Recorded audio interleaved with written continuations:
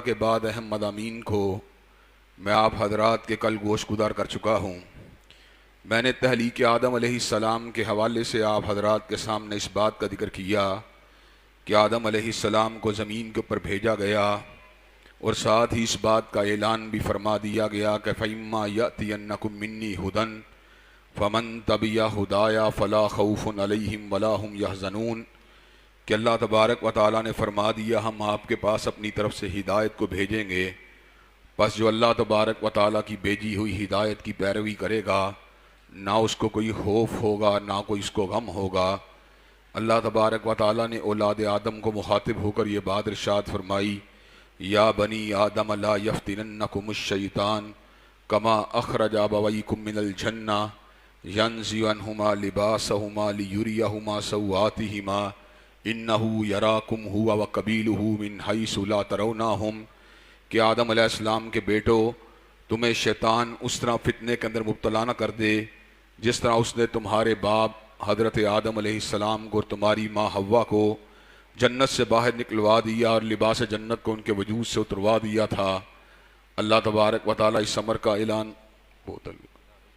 اللہ تبارک و تعالیٰ اس بات کا بھی اعلان فرماتے ہیں کہ اللہ تبارک و تعالیٰ فرماتے ہیں انہو یراکم ہوا وقبیلہ من حیث لا ترونہم کہ شیطان اور اس کا قبیلہ تمہیں وہاں سے دیکھتا ہے جہاں تو تم ان کو نہیں دیکھ سکتے، چنانچہ ایک نادیدہ حملے سے بچنے کے لیے اللہ کی پناہ کی ضرورت ہے، اللہ کی عطا کردہ عافیت کی ضرورت ہے، اللہ تبارک و تعالیٰ سے رابطے کی ضرورت ہے۔ جب انسان کا رابطہ اللہ کے ساتھ استوار ہو جاتا ہے، ایمان مستحکم ہو جاتا ہے، انسان متوکل ہو جاتا ہے، تو اللہ تبارک و تعالیٰ اس کو ابلیس اور اس کے کرندوں کے شر سے محفوظ و مامون فرما دیتے ہیں۔ حضرات گرامی قدر، حضرت رسول اللہ صلی اللہ علیہ وسلم جب ہجرت کر کے مدینہ طیبہ میں جلوہ گر ہوئے تو مدینہ طیبہ میں یہودیوں کے کئی قبیلے آباد تھے، اور وہ اس انتظار میں تھے کہ نبی آخر الزماں جب کھجوروں والی سرزمین کے اندر جلوہ افروز ہوں گے تو ہم بھی ان کا ساتھ دیں گے، ان کے رفاقہ کے اندر شامل ہو جائیں گے۔ لیکن جب حضور اقدس علیہ السلام مدینہ منورہ میں جلوہ افروز ہوئے تو انہوں نے آپ کی رسالت کو فقط اس لیے ماننے سے انکار کر دیا کہ حضرت رسول اللہ صلی اللہ علیہ وسلم کا تعلق آل اسحاق کی بجائے آل اسماعیل کے ساتھ تھا، وہ آپ کی عداوت کے اوپر، آپ کی دشمنی کے اوپر آمادہ و تیار ہو گئے، حالانکہ وہ آپ کو اور آپ کے اوپر نازل ہونے والے قرآن کو اسی طرح پہچانتے تھے جس طرح باپ اپنے گھر کے اندر پیدا ہونے والے بیٹے کو پہچانتا ہے۔ الذین آتیناہم الکتاب یعرفونہ کما یعرفون ابناءہم جن کو کتاب جن کے سامنے آئی ہے وہ اس کو اس طرح پہچانتے ہیں جس طرح انسان اپنے بیٹے کو پہچانتا ہے۔ وَإِنَّ فَرِيقًا مِّنْهُمْ لَيَكْتُمُونَ الْحَقَّ وَهُمْ يَعْلَمُونَ لیکن اس کے باوجود جانتے بوجھتے ہوئے ان کی ایک بڑی تعداد نے حضرت رسول اللہ صلی اللہ علیہ وسلم کی دعوت کو جھٹلا دیا، آپ کے پیغام کو جھٹلا دیا، آپ کی تکذیب کی۔ حضرت رسول اللہ صلی اللہ علیہ وسلم کی جب کفار اور اس قسم کے عناصر تکذیب کرتے تھے تو حضرت رسول اللہ صلی اللہ علیہ وسلم کو اس بات کے اوپر تکلیف ہوتی، کوفت ہوتی، آپ رنج کو محسوس کرتے۔ تو ایسے عالم کے اندر اللہ تبارک و تعالیٰ اعلان فرماتے ہیں قَدْ نَعْلَمُ إِنَّهُ لَيَحْزُنُكَ الَّذِي يَقُولُونَ ہمیں پتہ ہے کہ لوگوں کی باتیں آپ کو دکھ دیتی ہیں۔ فَإِنَّهُمْ لَا يُكَذِّبُونَكَ وَلَكِنَّ الظَّالِمِينَ بِآيَاتِ اللَّهِ يَجْحَدُونَ در حقیقت یہ لوگ آپ کو نہیں جھٹلاتے بلکہ یہ تو اللہ تبارک و تعالیٰ کی آیات کو جھٹلاتے ہیں۔ اللہ تبارک و تعالیٰ نے حضرت رسول اللہ صلی اللہ علیہ وسلم کی تکذیب کرنے والے اس ظالم گروہ کے حوالے سے حضرت رسول اللہ کو اس بات سے آگاہ فرمایا کہ آپ تو ان کے لیے ایک ستیلے بھائی کی حیثیت رکھتے ہیں کہ آپ تو آل اسحاق میں سے نہیں بلکہ آل اسماعیل میں سے ہیں، لیکن یہ تو وہ لوگ ہیں جنہوں نے اپنی قوم میں سے آنے والے حضرت موسیٰ علیہ السلام کی تکذیب کی، ان کو جھٹلایا، ان کو تکلیفیں دیں، ان کو ایذا دی۔ اللہ تبارک و تعالیٰ اپنے بہت سے احسانات کا جو اللہ تبارک و تعالیٰ نے بنی اسرائیل کے اوپر کیے ان کا ذکر فرماتے ہیں کہ اللہ نے ان کے اوپر من کا نزول فرمایا، سلوہ کا نزول فرمایا، آسمان سے بٹیر بھی اترتا رہا، حلوہ بھی اترتا رہا۔ اسی طرح اللہ تبارک و تعالیٰ نے ان کے لیے آسمان کے بادلوں کو چھتری کی حیثیت سے بنا دیا، بادل ان کے اوپر سایہ فگن رہتے تھے اور کڑکتی ہوئی دھوپ سے اللہ تبارک و تعالیٰ ان کو محفوظ و مامون فرما دیتا تھا۔ ان کو جب پانی کی ضرورت ہوئی تو اللہ تبارک و تعالیٰ ان کے 12 قبیلوں کے لیے ایک عصا کے لگنے کے بعد 12 چشموں کا رواں فرما دیا. فَقُلْ نَضْرِبْ بِعَصَاكَ الْحَجَرَ فَانْفَجَرَتْ مِنْ حُسْنَتَ عَشْرَةَ عَيْنًا. اللہ تبارک و تعالیٰ فرماتے ہیں سیدنا موسیٰ علیہ السلام نے جب اپنی قوم کے لیے پانی کی طلب کی تو ہم نے جناب موسیٰ علیہ السلام کو حکم دیا کہ اپنے عصا کو پتھر کے اوپر ماریے. حضرت موسیٰ علیہ السلام نے اپنے عصا کو پتھر میں مارا تو اللہ تبارک و تعالیٰ نے پتھر میں سے 12 چشموں کو رواں فرما دیا. حضرات گرامی قدر، لیکن ان کے ظلم کا عالم، ان کی عداوت کا، ان کی طغیانی کا عالم کیا تھا کہ انہوں نے من و سلوہ کو قبول کرنے کی بجائے اور اللہ تبارک و تعالیٰ کی اس نعمت بے پایاں کا شکریہ ادا کرنے کی بجائے موسیٰ علیہ السلام کو یہ بات کہی لن نصبر علی طعام واحد فادع لنا ربک یخرج لنا مما تنبت الارض من بقلها وقثائها وفومها وعدسها وبصلها. موسیٰ علیہ السلام ہمیں تو زمین کی دالوں کی ضرورت ہے، زمین کی ترکاری کی ضرورت ہے، زمین کے اناج کی بات کرنے لگے. اللہ تبارک و تعالیٰ کے نبی حضرت موسیٰ علیہ السلام نے ان کو مخاطب ہو کر ارشاد فرمایا اتستبدلون الذی هو ادنی بالذی هو خیر، کیا تم اعلیٰ کو چھوڑتے ہو ادنا کے پیچھے بھاگتے ہو. حضرات گرامی کے چلتے چلاتے ایک ضمنی بات آپ کو یہ بتلا دینا چاہتا ہوں کہ ہم آج اللہ تبارک و تعالیٰ کے فضل و کرم سے لوگوں کو کتاب اللہ کی دعوت دیتے ہیں، سنت رسول اللہ صلی اللہ علیہ وسلم کی دعوت دیتے ہیں، تو مد مقابل بہت سے لوگ علماء کے اجتہادات کی بات کرتے ہیں، ائمہ کی آراء کی بات کرتے ہیں. آسمان سے اترنے والے رزق کو چھوڑ کر زمین کے رزق کو اختیار کرنے والے اعلیٰ کو چھوڑ کے ادنا کے پیچھے بھاگ رہے تھے. اسی طرح آسمان سے اترنے والی ہدایت کو چھوڑ کر زمین کی آراء کو ماننے والے بھی اعلیٰ کو چھوڑ کے ادنا کے پیچھے بھاگ رہے ہیں. حضرات گرامی قدر، اس صورت میں اللہ نے اس بات کا بھی ذکر کیا کہ موسیٰ علیہ السلام کی قوم کے لوگوں کو حضرت موسیٰ علیہ السلام نے اللہ کے حکم پر ہفتے کے دن کا احترام کرنے کی تلقین کی تھی کہ اس دن شکار نہ کیا کرو، لیکن ان ظالموں نے اپنے نبی اور اللہ تبارک و تعالیٰ کے احکامات میں کس انداز میں تعویل کی کہ ہفتے کے دن جال کے اندر مچھلیوں کو روک لیتے تھے اور اتوار کے دن مچھلیوں کو پکڑ لیتے تھے. معاذ اللہ ثم معاذ اللہ، اللہ کو دھوکہ دیتے تھے. حقیقت میں واللہ کو دھوکہ نہیں دیتے تھے بلکہ اپنی ذاتوں کو دھوکہ دے رہے ہوتے تھے. اس صورت میں اللہ نے اس بات کا بھی ذکر کیا کہ بنی اسرائیل کے لوگوں کے دلوں میں چونکہ بچڑے کی ایک محبت، ایک عقیدت خواہ کے طور پہ پیدا ہو چکی تھی، تو اللہ تبارک و تعالیٰ نے اس عقیدت کے بت کو توڑنے کے لیے سیدنا موسیٰ علیہ السلام کی زبان سے اس حکم کو جاری فرما دیا ان اللہ یأمرکم ان تذبحوا بقرہ، اللہ تمہیں حکم دیتا ہے کہ گائے کی قربانی کرو. اب جب انہوں نے اس چیز کی قربانی کے بارے میں سنا جس کی عقیدت کا بت ان کے دلوں کے اندر سما چکا تھا تو کہنے لگے اتتخذنا ہزوا، اے موسیٰ علیہ السلام کہیں آپ ہم سے مزاح تو نہیں کر رہے. معاذ اللہ ثم معاذ اللہ. حضرت موسیٰ علیہ السلام نے ایسے عالم کے اندر ان کو مخاطب ہو کر یہ بات کہی اعوذ باللہ ان نکون من الجاہلین، یہ کیسے ممکن ہے کہ اللہ تبارک و تعالیٰ کی ذات سے کسی حکم کی نسبت دی جائے اور بندہ اس معاملے کے اندر مذاق کر رہا ہو. میں اللہ کی پناہ چاہتا ہوں اس بات سے کہ انسان جاہلوں میں شمار ہو. حضرات گرامی قدر، ہیلے بہانے تعویلات کرنے کے لیے مختلف طرح کے سوالات کرتے رہے. موسیٰ علیہ السلام ہم گائے کو ذبح تو کرنا چاہتے ہیں لیکن وہ کیسی ہونی چاہیے. موسیٰ علیہ السلام کبھی ان کو یہ بات کہتے رہے نہ بڑی عمر کی ہو نہ چھوٹی عمر کی ہو، جوان ہونی چاہیے. موسیٰ علیہ السلام گائے تو ذبح کرنا چاہتے ہیں مگر اس کا رنگ کیسا ہونا چاہیے؟ کہا زرد رنگ ہونا چاہیے، فاقع لونھا تسر الناظرین، جو دیکھنے والی آنکھوں کو بھلا معلوم ہو. موسیٰ ہم ذبح تو کرنا چاہتے ہیں لیکن گائے کیسی ہونی چاہیے؟ موسیٰ علیہ السلام نے اللہ کے حکم سے اس بات کا حکم دیا اور اس بات کو وعدے فرما دیا گائے ایسی ہونی چاہیے جس نے نہ زمین کے اندر ہل کو چلایا ہو نہ پانی کو جویا ہو، جس نے کبھی پانی کو بھی باہر نہ نکالا ہو اور کبھی زمین کی کاشتکاری بھی نہ کی ہو. اللہ تبارک و تعالیٰ فرماتے ہیں فَذَبَحُوهَا وَمَا كَادُوا يَفْعَلُونَ، انہیں مجبوری کے اندر اس گائے کو ذبح کرنا پڑا حالانکہ وہ گائے کو ذبح کرنے کے پر آمادہ و تیار نہیں تھے. حضرات گرامی قدر، آج ہمیں بھی اپنا احتساب کرنے کی ضرورت ہے. کہیں ایسا تو نہیں کہ ہم بھی اللہ تبارک و تعالیٰ کے فرامین کو ٹالنے کے لیے حیل و حجت سے کام تو نہیں لیتے. اللہ نے سود کو حرام کر دیا لیکن ہمارے یہاں پر ایسے لوگ موجود ہیں جو یہ بات کہتے ہوئے نظر آتے ہیں وہ سود استحصالی تھا، یہ غیر استحصالی ہے، وہ سود غیر کاروباری تھا، یہ کاروباری ہے. حضرات گرامی قدر، اللہ تعالیٰ نے پردے کا حکم دیا لیکن یہ لوگ بات کہتے ہوئے نظر آتے ہیں۔ پردے سے کیا ہوتا ہے؟ کیا معصوم بچوں کے ساتھ بد کرداری کا ارتکاب پردے کے نہ ہونے کی وجہ سے ہوتا ہے؟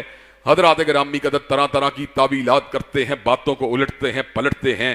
حالانکہ ہونا تو یہ چاہیے جہاں پر اللہ کا حکم آ جائے وہاں فوراً سے پہلے اپنے سر کو جھکا لیا جائے۔ اللہ نے یہود کی ایک اور بری عادت کا ذکر کیا کہ فتویٰ تو اپنی من مرضی کا دیتے تھے اور اپنی مرضی کی رائے سے لوگوں کو دین کے بارے میں مس گائیڈ کیا کرتے تھے، مال کو بٹورنے کے لیے لوگوں کو راہ ہدایت سے بھٹکایا کرتے تھے، اور اس کے بعد یہ بات کہا کرتے تھے فَوَيْلٌ لِّلَّذِينَ يَكْتُبُونَ الْكِتَابَ بِأَيْدِيهِمْ ثُمَّ يَقُولُونَ هَٰذَا مِنْ عِندِ اللَّهِ، کہتے یہ تھے یہ کتاب اللہ کی طرف سے آئی ہے، حالانکہ خود اپنی مرضی سے لکھی ہوتی تھی۔ اللہ نے ایسے علماء یہود کے بارے میں اس امر کا اعلان فرما دیا فَوَيْلٌ لَّهُم مِّمَّا كَتَبَتْ أَيْدِيهِمْ وَوَيْلٌ لَّهُم مِّمَّا يَكْسِبُونَ، تباہی ہے ان ہاتھوں کے لیے جنہوں نے غلط تحریروں کو لکھا، اور تباہی ہے اس کمائی کے اوپر جو ان تحریروں کے بدلے کمائی گئی۔ اللہ تبارک و تعالیٰ نے علماء یہود کے بارے میں اس بات کا بھی ذکر کیا اور یہودی قوم کے حوالے سے اس بات کو بھی واضح فرما دیا کہ کتاب کے ایک حصے کو تو مانتے تھے لیکن ایک حصے کا انکار کرتے تھے۔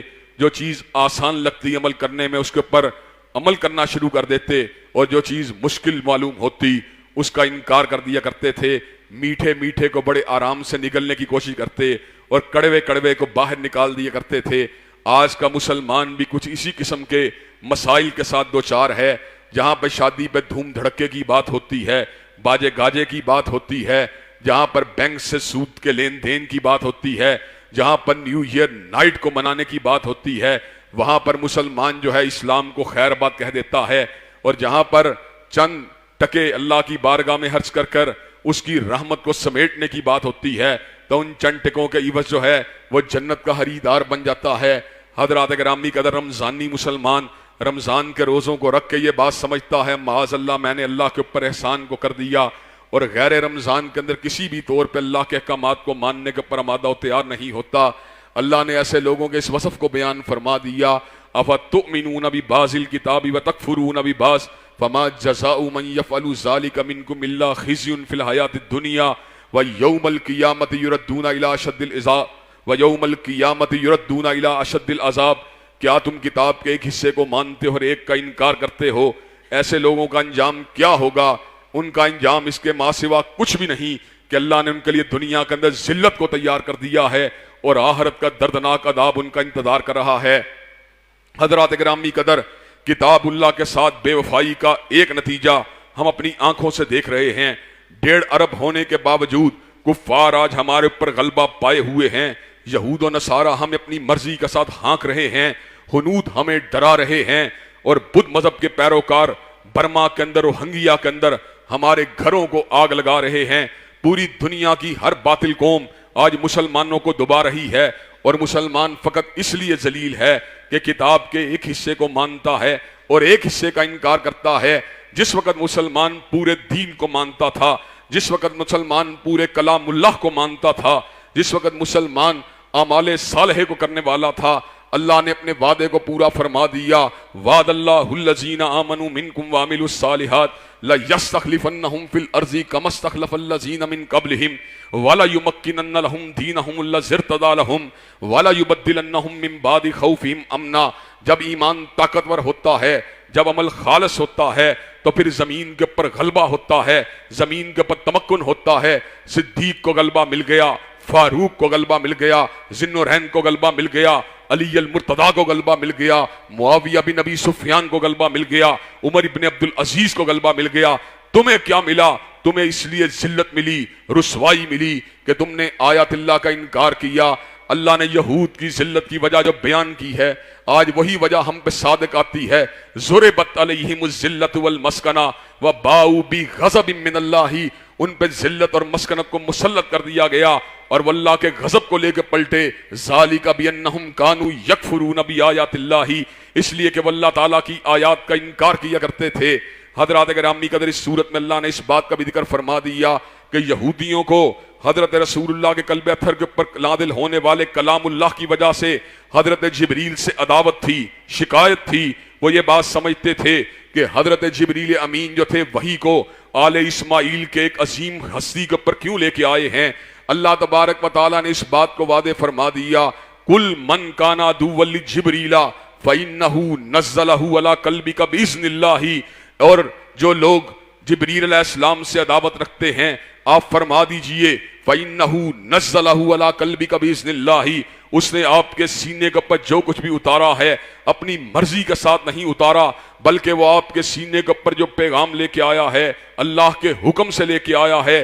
ہر سینہ نشیمن نہیں جبریل امی کا، اللہ اعلم حیث یجعل رسالتا، اللہ کو پتا ہوتا ہے کہ میں نے اپنی وحی کو کس کے سینے کے اوپر اتارنا ہے۔ ساتھ ہی اللہ تبارک و تعالیٰ اس بات کا بھی ذکر فرماتے ہیں، من کان عدوا للہ وملائکتہ ورسلہ وجبریل ومیکال فإن اللہ عدو للکافرین، جو اللہ کا دشمن ہے، جو جبریل کا دشمن ہے، جو میکائیل کا دشمن ہے، جو ملائکہ کا دشمن ہے، جو رسول اللہ کا دشمن ہے، بس میرا بھی اعلان ہے فإن اللہ عدو للکافرین، میں بھی کافروں کا دشمن ہوں۔ حضرات گرامی قدر، بنی اسرائیل کے جو مذموم کردار کو بیان کرنے کے بعد اللہ تبارک و تعالیٰ نے اس صورت میں حضرت ابراہیم علیہ السلام کی عظیم ہستی کا ذکر کیا۔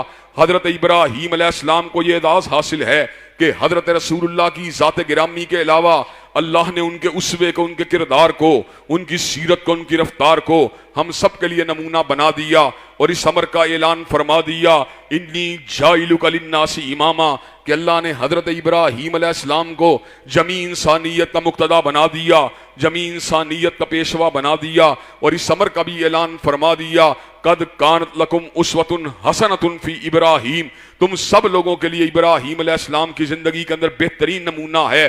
حضرات گرامی قدر، اللہ نے جہاں پر ابراہیم علیہ السلام کی قیادت کا ذکر کیا، جہاں پر ان کی سیادت کا ذکر کیا، جہاں پر ان کے لیڈر ہونے کا ذکر کیا، جہاں پر ان کی امامت کا ذکر کیا، وہیں پر ان کے اس کار خیر کا ذکر کیا جو ایک امام اور لیڈر کو انجام دینا چاہیے۔ حضرت ابراہیم علیہ السلام نے اپنے جلیل القدر اور عظیم المرتبت فرزند حضرت اسماعیل علیہ السلام کی ہمراہی کے اندر بیت اللہ کی بنیادوں کو قائم فرما کر اللہ کے گھر کو بنا دیا، اور حضرات گرامی قدر، اللہ تبارک و تعالیٰ کے گھر کی آباد کاری کے لیے ایک پیغمبر کی بعثت کی دعاؤں کو مانگتے رہے۔ حضرات، اس کا مطلب یہ ہے حاکم وقت کی ذمہ داری ہے اللہ کی بندگی کے لیے مساجد کے قیام کے اوپر توجہ دے، لیکن آج کے حاکم جو ہیں وہ مساجد سے دور ہیں، مدارس سے دور ہیں، اللہ کی بندگی سے دور ہیں۔ حضرات گرامی قدر، حضرت ابراہیم علیہ السلام کی اس بات کا بھی ذکر اللہ نے کلام حمید میں بیان فرما دیا کہ انہوں نے اپنے بیٹے کو، اپنے بیٹوں کو اور جناب یعقوب کو اس بات کی وصیت کی تھی کہ اے میرے بیٹو، ما تعبدون من بعدی، میرے بعد کس کی پوجا کرو گے؟ حضرات گرامی قدر، باپ دنیا سے جانے سے قبل اس بات کے بارے میں متفکر ہوتا ہے، میرے پلاٹوں کو میرے بیٹے کیسے سنبھالیں گے، میرے کاروبار کو میرے بیٹے کیسے چلائیں گے۔ لیکن کائنات کی امامت کے منصب عظما کے اوپر فائز حضرت رسول اللہ کے بعد کائنات کی سب سے جلیل القدر ہستی حضرت ابراہیم علیہ السلام کو کس بات کی فکر ہے؟ ما تعبدون من بعدی، او میرے بیٹو، میں تو دنیا سے چلا جاؤں گا، لیکن میرے جانے کے بعد پوجا کس کی کیا کرو گے؟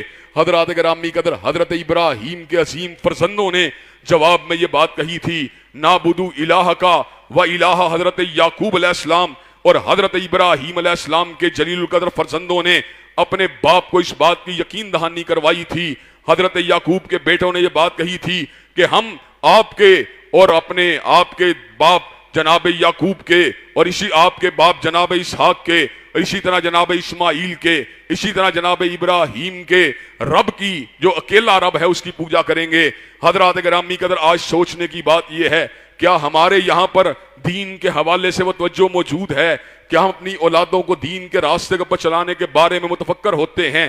حضرت ابراہیم علیہ السلام نے اپنے بیٹوں کو نصیحت کی، یا بنیا ان اللہ اصطفیٰ لکم الدین، اے لوگو، اللہ نے، اے میرے بیٹو، اللہ نے تمہارے لیے دین کو چن لیا ہے، تمہیں موت نہ آئے مگر اس حالت میں کہ تم مسلمان ہو۔ اور جناب یعقوب نے اپنے بیٹوں کو مخاطب ہو کے کہا، ما تعبدون من بعدی، میرے بیٹوں، میرے بعد کس کی پوجا کرو گے؟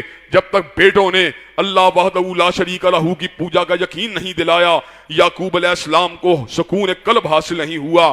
حضرات گرامی قدر، اس صورت میں اللہ نے اس بات کا بھی ذکر کیا، صبغۃ اللہ ومن احسن من اللہ صبغہ، رنگ تو بہت سے ہیں، کوئی قومیت کے رنگ میں رنگا ہوا، کوئی سیاست کے رنگ میں رنگا ہوا، کوئی پارٹی کے رنگ میں رنگا ہوا، کوئی برادری کے رنگ میں رنگا ہوا، لیکن سب سے اعلیٰ رنگ جو ہے وہ یہ ہے کہ انسان اللہ کے رنگ میں رنگا جائے، اس کی بندگی کو اختیار کر لے، اس کی پوجا کے راستے کو پر چلنا شروع ہو جائے۔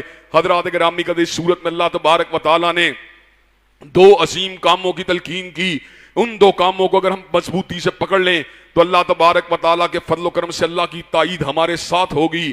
اللہ تبارک و تعالیٰ اعلان فرماتے ہیں، یا ایھا الذین آمنوا استعینوا بالصبر والصلاۃ ان اللہ مع الصابرین، اے ایمان والو اللہ کی مدد کو حاصل کیا کرو، نماز کے ذریعے حاصل کیا کرو اور صبر کے ذریعے حاصل کیا کرو۔ صبر کرو تکلیف کے اوپر جو تکلیف تمہیں آ چکی ہے، اور فرضی نماز کے ذریعے، نفلی نماز کے ذریعے اللہ کی مدد کو طلب کرو۔ ایاک نعبد و ایاک نستعین کے ذریعے اللہ کی مدد کو طلب کرو۔ ان اللہ مع الصابرین، بے شک اللہ تبارک و تعالیٰ صبر کرنے والوں کے ساتھ ہے۔ اس صورت میں اللہ تبارک و تعالیٰ نے ذکر الہی کی فضیلت کا ایک عظیم انداز میں ذکر کیا۔ اللہ تبارک و تعالیٰ فرماتے ہیں، فاذکرونی اذکرکم واشکروا لی ولا تکفرون، تم میرا ذکر کرو میں تمہارا ذکر کروں گا، اور میرا شکر ادا کیا کرو اور میری نعمتوں کا انکار نہ کیا کرو۔ حضرات گرامی قدر، اس صورت میں اللہ نے اس بات کا بھی ذکر کیا کہ بہت سے لوگ جو غیر اللہ کے پجاری ہوتے ہیں، اپنے معبودان باطل سے شدت کی محبت کرتے ہیں، لیکن ان کے مد مقابل توحید پرستوں کی ایک ایسی جماعت بھی دنیا کے اندر موجود ہوتی ہے، والذین آمنوا اشد حبا للہ، جن کی محبت اللہ کے ساتھ انتہائی شدید ہوتی ہے۔ حضرات گرامی قدر، اس صورت میں اللہ نے اس بات کا بھی ذکر کیا کہ معاشرے کے اندر پھیلنے والی قتل و غارت گری کو روکنے کے لیے اللہ نے تمہارے لیے قصاص کو مقرر کر دیا ہے۔ الحر بالحر والعبد بالعبد والانثى بالانثى، اگر آزاد قتل کرے جواب میں آزاد کو قتل کیا جائے گا، اگر غلام قتل کرے جواب میں غلام کو قتل کیا جائے گا، اگر مرد قتل کرے جواب میں مرد کو قتل کیا جائے گا، اگر عورت قتل کرے جواب میں عورت کو قتل کیا جائے گا۔ اور اللہ تبارک و تعالیٰ نے تخفیف رکھی دیت کی شکل میں، لیکن اصل حکم قصاص کا حکم ہے۔ اللہ نے اس بات کا اعلان فرما دیا، وَلَكُمْ فِي الْقِصَاصِ حَيَاةٌ يَا أُولِي الْأَلْبَابِ، اور سن لو عقل والو، تمہارے لیے قصاص کے اندر زندگی کو رکھ دیا گیا ہے۔ آج ہمارے معاشرے میں قتل و غارت گری اس لیے موجود ہے کہ لوگ اس بات کو جانتے ہیں کہ ہم لوگوں کو قتل کر دیں گے لیکن ہمارے اوپر قانون گرفت نہیں کرے گا۔ اگر یقین ہو کہ مجھے قتل کرنے کے بعد قتل کر دیا جائے گا تو مجرم اس قسم کے اقدامات سے قبل 100 مرتبہ سوچے گا کہ مجھے یہ گھنونے اقدامات کرنے چاہیے کہ نہیں کرنے چاہیے۔ حضرات گرامی قدر، اس صورت میں اللہ تبارک و تعالیٰ نے روزوں کی فرضیت کا بھی ذکر کیا اور اس فرضیت کے مقصد عظیم کا بھی ذکر کیا۔ اللہ تبارک و تعالیٰ اعلان فرماتے ہیں، یا ایھا الذین آمنوا کتب علیکم الصیام کما کتب علی الذین من قبلکم لعلکم تتقون، اے ایمان والو تمہارے اوپر روزوں کو لازم کر دیا گیا جس طرح تم سے پہلی امتوں کے اوپر روزوں کو لازم کیا گیا۔ حضرات گرامی قدر، وہ روزہ ہمارے مقابلے میں بڑا ہی سخت تھا، ہمارے مقابلے میں بڑا ہی شدید تھا۔ اللہ نے امت محمدی علیہ السلام پہ تخفیف کی ہے۔ وہ روزہ پتہ کس طرح کا روزہ تھا؟ کھانے کا روزہ، پینے کا روزہ، حتیٰ کہ گفتگو کا روزہ۔ حضرات گرامی قدر، سیدہ مریم نے جس وقت حضرت عیسیٰ علیہ السلام کو اٹھا کر اپنی قوم کی طرف آئی تھی تو ایسے عالم میں اپنی قوم کو مخاطب ہو کے کہا تھا، انی نذرت للرحمن صوما فلن اکلم اليوم انسیا، میں نے پروردگار عالم کے لیے منت مانی ہے روزے کی، چنانچہ آج میں کسی انسان کے ساتھ کلام نہیں کروں گی۔ حضرات گرامی قدر، اللہ نے ہم پہ تخفیف کی، فقط کھانے کا روزہ، فقط پینے کا روزہ اور افطاری کے وقت اور سحر کے وقت کے اندر اتنا بڑا وقفہ نہیں رکھا کہ اس درجے کی طاقت والا انسان مغلوب ہو جائے، لیکن مقصد کیا تھا؟ کھانا حلال تھا، پینا حلال تھا، شریک زندگی کی رفاقت حلال تھی، لیکن اللہ تبارک و تعالیٰ کے حکم کے اوپر دودھ کو چھوڑا حلال ہونے کے باوجود، اللہ کے حکم کے اوپر روٹی کو چھوڑا حلال ہونے کے باوجود، شریک زندگی کو چھوڑا حلال ہونے کے باوجود، تو اللہ تبارک و تعالیٰ ڈیمانڈ کیا کر رہے ہیں؟ سود جو ہمیشہ کے لیے حرام ہے اس کو کیوں نہیں چھوڑتے؟ شراب جو ہمیشہ کے لیے حرام ہے اس کو کیوں نہیں چھوڑتے؟ زنا جو ہمیشہ کے لیے حرام ہے اس کو کیوں نہیں چھوڑتے؟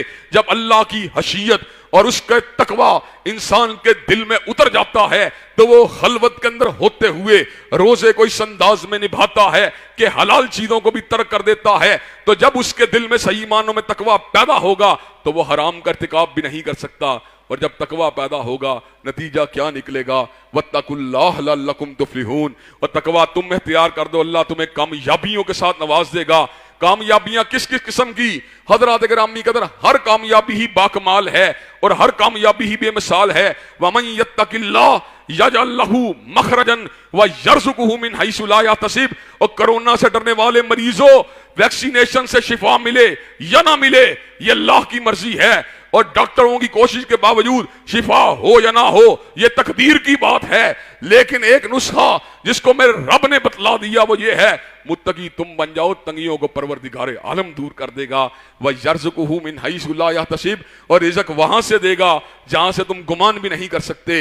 وَمَن يَتَّقِ اللَّهَ يَجْعَل لَّهُ مِنْ أَمْرِهِ يُسْرًا، متقی تم بن جاؤ، تمہارے سارے معاملات کو اللہ تبارک و تعالی آسان بنا دے گا۔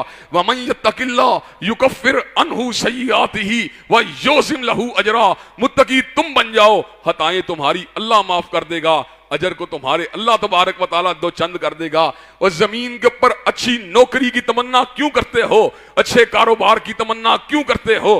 اس لیے کہ لوگ عزت کریں، لیکن سن لو اللہ تبارک و تعالیٰ تمہارے حسب کو نہیں دیکھتے، تمہارے نسب کو نہیں دیکھتے، تمہارے تمول کو نہیں دیکھتے، تمہارے تمکن کو نہیں دیکھتے۔ ان اکرمکم عند اللہ اتقاکم، متقی تم بن جاؤ، عزتوں سے اللہ تمہیں نواز دے گا۔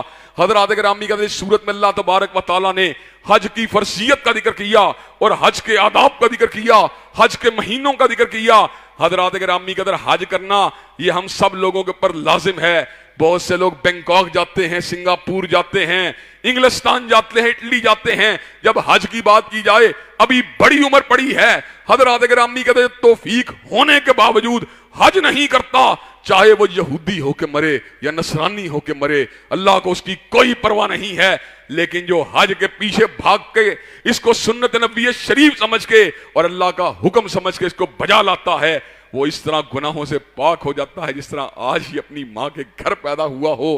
حضرات گرامی قدر، اس صورت میں اللہ تبارک و تعالیٰ نے اس بات کا بھی ذکر کیا، یا ایھا الذین آمنوا ادخلوا فی السلم کافہ، اے ایمان والو دین میں پورے داخل ہو جاؤ، حلیہ بھی دین کے مطابق بناؤ، لباس بھی دین کے مطابق بناؤ، گھریلو ماحول بھی دین کے مطابق بناؤ، ثقافت، تہذیب و تمدن بھی دین کے مطابق بناؤ، کاروبار کو بھی دین کے مطابق بناؤ، اور اپنی سیاسیات کو بھی دین کے مطابق بناؤ۔ آج سارا خانہ حرام ملک کا پتہ کیوں ہوا ہے؟ سیاست کی بنیاد دین نہیں ہے، سیاست کی بنیاد میری عقل ہے، سیاست کی بنیاد میری پسند ہے، سیاست کی بنیاد میری تمنا ہے، سیاست کی بنیاد میری ضرورت ہے۔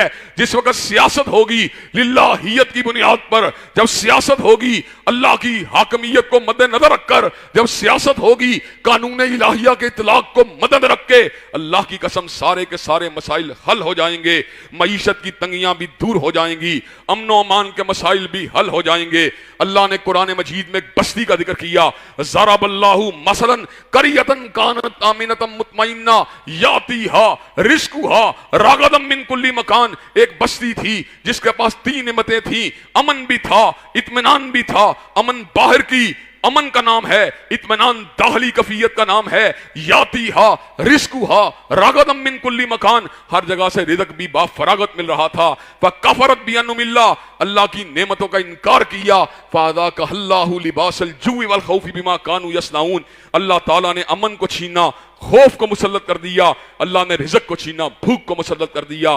حضرات گرامی کا اس صورت میں اللہ تبارک و تعالیٰ نے طلاق کے احکامات کو بھی بڑی وضاحت کے ساتھ بیان فرما دیا۔ طلاق کے 3 موقع انسان کی زندگی میں ہوتے ہیں۔ ایک مرتبہ عورت کو ایک مجلس میں 3 طلاقیں دینے کے ساتھ 3 طلاقیں وقوع پذیر نہیں ہوتی، بلکہ مختلف مواقع کے اوپر عورت کو 3 طلاقیں دینے کے بعد عورت ہمیشہ کے لیے مرد کے لیے حرام ہو جاتی ہے۔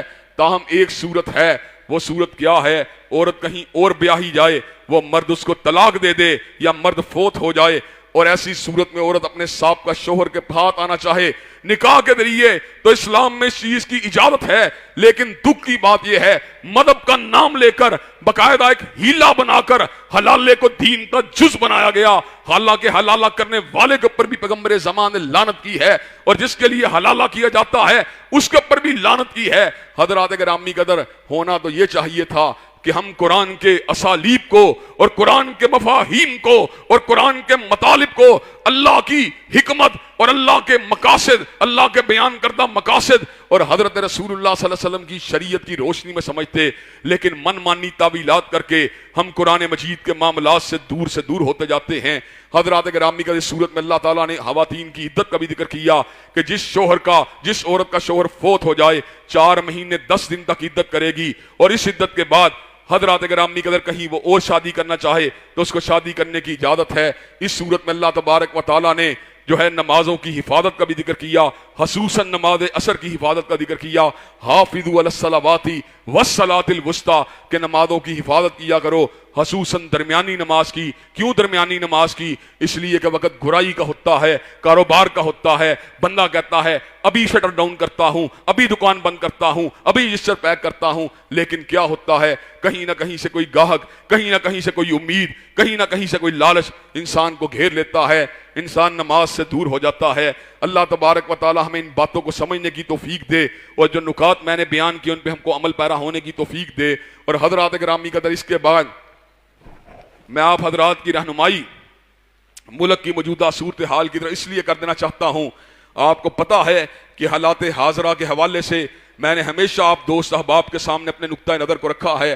اس نقطہ نظر کے حوالے سے میں نے کبھی آپ کو باؤنڈ نہیں کیا کہ آپ لازماً میری بات کو مانیں، لیکن میں آپ کے لیے ایک فکر امیز بات یا فکری بات کو آپ کے سامنے ضرور رکھتا ہوں۔ حضرات گرامی اگر آپ یہ بات سمجھتے ہیں کہ ہمارے بہت سے معاملات کے اندر ہمارا نقطہ نظر تحریک لبیک سے جدا ہے، ہماری اپنی فکر ہے، ہمارا اپنا انداز ہے، ہمارا اپنا کام کرنے کا اسلوب ہے، لیکن حضرات گرامی قدر بعض معاملات ایسے ہوتے ہیں جو امت کے مشترکات کا حصہ ہوتے ہیں۔ ان معاملات کے اندر عقیدہ ختم نبوت اور حرمت رسول اللہ کا معاملہ سر فہرست ہے۔ آپ کو اس بات کا علم ہے کہ میکرون نے حضرت رسول اللہ کی شان اقدس میں اعلانیہ گستاخی کی، اور اس گستاخی کے اوپر ندامت کا کوئی اظہار نہیں کیا۔ یہ مسئلہ تحریک لبیک کا مسئلہ نہیں، یہ مسئلہ امت مسلمہ کا مسئلہ ہے، یہ مسئلہ فقط بریلویوں کا مسئلہ نہیں بلکہ اہل الحدیث کا مسئلہ ہے، دیوبندیوں کا مسئلہ ہے، پوری امت کا مسئلہ ہے کہ جو حضرت رسول اللہ کی شان اقدس کے اندر گستاخی کرتا ہے۔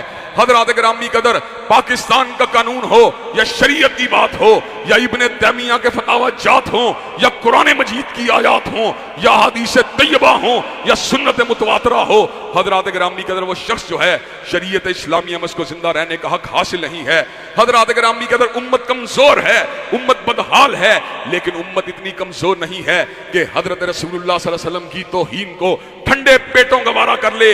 حضرات گرامی قدر، ہم کسی کو قتل کرنے کی بات نہیں کرتے۔ ابھی راستے میرے بیٹے نے مجھے بتلائی یہ بات کہ آپ کے حوالے سے ٹویٹر پہ یہ ٹویٹ چل رہی ہے کہ آپ نے فرانسیسی سفیر کو قتل کرنے کی بات کی ہے۔ میں نے کہا یہ بات فقط پراپوگنڈا ہے، ہمارا اصل موقف وہی ہے کہ فرانس نے حضرت رسول اللہ کی اعلانیہ توہین کی اور اس کے اوپر کسی قسم کی معذرت خانہ رویے کو اختیار نہیں کیا، اس کے اوپر کسی قسم کی لچک کا مظاہرہ نہیں کیا، کسی قسم کی شرمندگی کا مظاہرہ نہیں کیا۔ اگر اس کے سفیر کو ملک سے باہر نکال دیا جائے، اس سے سفارتی تجارتی تعلقات کو منقطع کر دیا جائے، تو اس میں کون سے حرج والی بات ہے؟ ہم گراؤ جلاؤ کے قائل نہیں، ہم پولیس کی گاڑیوں کو آگ لگانے کے قائل نہیں، نہ ہی ہم مظلوم اور معصوم مسلمانوں اور نہتے شہریوں کے اوپر گولی چلانے کے قائل ہیں۔ ملک کے اندر جتنی بھی افراتفری ہے یہ افسوسناک ہے، لیکن سوچنے کی بات یہ ہے اس افراتفری کی بنیاد کیا ہے؟ اگر فرانس کے سفیر کو ملک سے باہر نکال دیا جائے تو حضرات گرامی قدر اس سے کیا فرق پڑ جائے گا؟ اگر اس بنیاد کے اوپر ملک کے مسائل حل ہو سکتے ہیں اور ملک میں انارکی کا خاتمہ ہو سکتا ہے تو اس میں کون سے حرج والی بات ہے؟ شیر رشید صاحب جو ایک دور کے اندر لبیک کے نعرے لگاتے رہے، آج وہ یہ بات کہتے ہیں کہ ان کا مطالبہ اس قسم کا ہے کہ جس کے نتیجے میں پاکستان کا بڑا غلط امیج جائے گا۔ غلط امیج جائے گا، کیا غلط امیج جائے گا؟ کہ یہ اپنے نبی کی حرمت کے حوالے سے فرانس کے ساتھ سفارتی تعلقات کو منقطع کر دیا ہے۔ اگر فرانس کے صدر کو اس بات کے اوپر کوئی شرم نہیں آتی تو تمہیں امریکہ کے سامنے، برطانیہ کے سامنے اور فرانس کا سامنا کرنے سے کیوں شرم آ رہی ہے؟ حضرات گرامی قدر، یہ موقف بالکل واضح ہے۔ ہم یہ بات سمجھتے ہیں خام خواہ کا ڈیڈ لاک لگانا اور ملک کے اندر اس بات کو جو ہے ہوا بنا کے پیش کرنا، باقی ملک میں امن ہونا چاہیے، نجی املاک کی حفاظت ہونی چاہیے، لوگوں کے جان و مال کو محفوظ ہونا چاہیے، سرکاری اور غیر سرکاری عمارتوں کا نقصان نہیں ہونا چاہیے، لیکن جہاں تک تعلق ہے اس بات کا کہ حضرت رسول اللہ کی ناموس پہ حملہ کرنے والے فرانس کے سفیر کو ملک بدر نہیں کیا جا سکتا، اس کے نتیجے کے اندر معاشرے کے اندر فساد کو بپا کیا جائے، معاشرے کے اندر بلوے کو شروع کروا دیا جائے، معاشرے کے اندر قتل و غارت گری کے بازار کو گرم کر دیا جائے۔ حضرات گرامی قدر، ہم خان صاحب اور ان کی پوری کابینہ کے اس اقدام کی برے طریقے سے مذمت کرتے ہیں کہ انہوں نے مس ہینڈل کیا سچویشن کو، انہوں نے کنفلکٹ ریزولوشن کے لیے صحیح انداز کو اختیار نہیں کیا، ابھی بھی ملک کی سالمیت کے لیے اور حضرت رسول اللہ کی حرمت کے تحفظ کے لیے وقت ابھی بھی نہیں گزرا۔ اکابر علماء جن کا تعلق جملہ مسالک کے ساتھ ہو، چاہے بریلوی مسلک کے علماء ہوں یا دیوبندی مسلک کے علماء ہوں یا اہل الحدیث کے علماء ہوں، ان کو اس بات کے اندر جو ہے پل کا کردار ادا کرنے کا ٹاسک ملنا چاہیے۔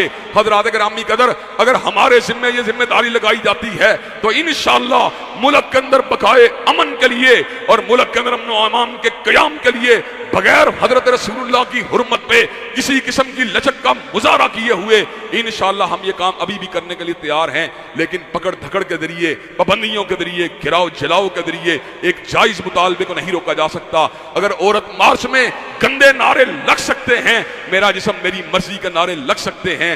حضرات گرامی قدر، اگر اس ملک کے اندر حضرت رسول اللہ اور حضرت عائشہ کے نکاح کو تنقید کا نشانہ بنایا جا سکتا ہے تو اس ملک کے اندر ہر گروہ کو، جو مسلمانوں کا گروہ ہو، جو حضرت رسول اللہ کے محبان کا گروہ ہو، ان کو احتجاج سے نہیں روکا جا سکتا۔